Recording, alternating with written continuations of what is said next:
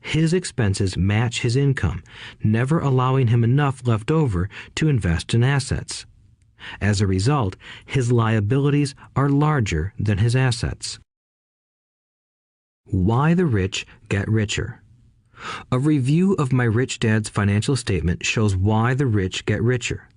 The asset column generates more than enough income to cover expenses, with the balance reinvested into the asset column. The asset column continues to grow, and therefore the income it produces grows with it. The result is that the rich get richer.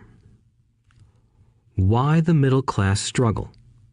The middle class finds itself in a constant state of financial struggle. Their primary income is through their salary.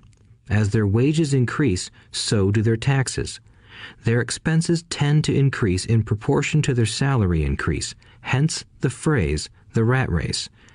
They treat their home as their primary asset instead of investing in income-producing assets.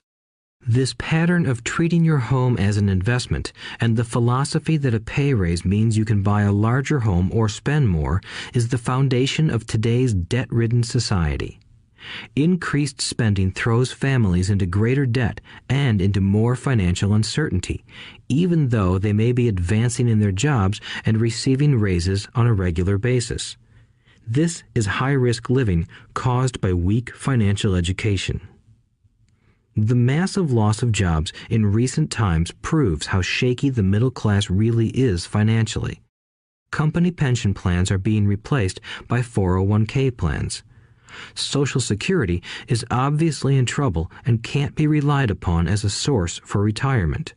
Panic has set in for the middle class. Today, mutual funds are popular because they supposedly represent safety. Average mutual fund buyers are too busy working to pay taxes and mortgages, save for their children's college, and pay off credit cards. They do not have time to study investing, so they rely on the expertise of the manager of a mutual fund. Also, because the mutual fund includes many different types of investments, they feel their money is safer because it is diversified. This educated middle class subscribes to the dogma put out by mutual fund brokers and financial planners. Play it safe, avoid risk. The real tragedy is that the lack of early financial education is what creates the risk faced by average middle class people. The reason they have to play it safe is because their financial positions are tenuous at best. Their balance sheets are not balanced. Instead, they are loaded with liabilities and have no real assets that generate income. Typically, their only source of income is their paycheck. Their livelihood becomes entirely dependent on their employer. So when genuine deals of a lifetime come along, these people can't take advantage of them because they are working so hard, are taxed to the max, and are loaded with debt. As I said at the start of this section, the most important rule is to know the difference between an asset and a liability.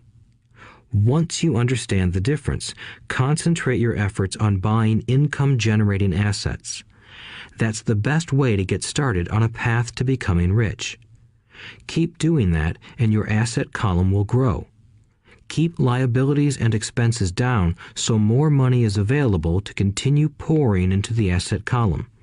Soon, the asset base will be so deep that you can afford to look at more speculative investments. Investments that may have returns of 100% to infinity. $5,000 investments that are soon turned into $1 million or more. Investments that the middle class calls too risky. The investment is not risky for the financially literate. As an employee who is also a homeowner, your working efforts are generally as follows. 1. You work for the company. Employees make their business owner or the shareholders rich, not themselves. Your efforts and success will help provide for the owner's success and retirement. 2. You work for the government. The government takes its share from your paycheck before you even see it. By working harder, you simply increase the amount of taxes taken by the government. Most people work from January to May just for the government. 3. You work for the bank. After taxes, your next largest expense is usually your mortgage and credit card debt. The problem with simply working harder is that each of these three levels takes a greater share of your